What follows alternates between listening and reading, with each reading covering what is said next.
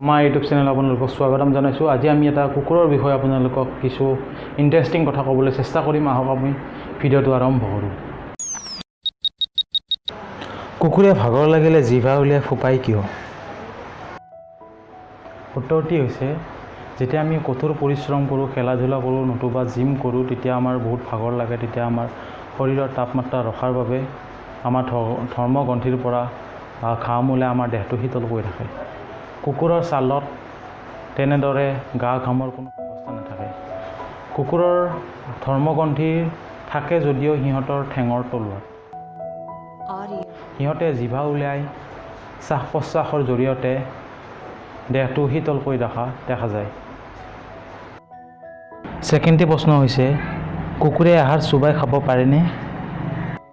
উত্তৰটি হৈছে, কুকুৰে আহাৰ চোবাই নাখায়, গিলি খায়। কাৰণ কুকুৰৰ মুখত চবোৱাৰ উপযোগী দাঁত নাই। যদিহে আমাৰ ভিডিঅ'টো চাই ভাল লাগিছে, তেতিয়া লাইক কৰিব, শ্বেয়াৰ কৰিব, লগতে ঘণ্টা বটনটো বজাই দিব।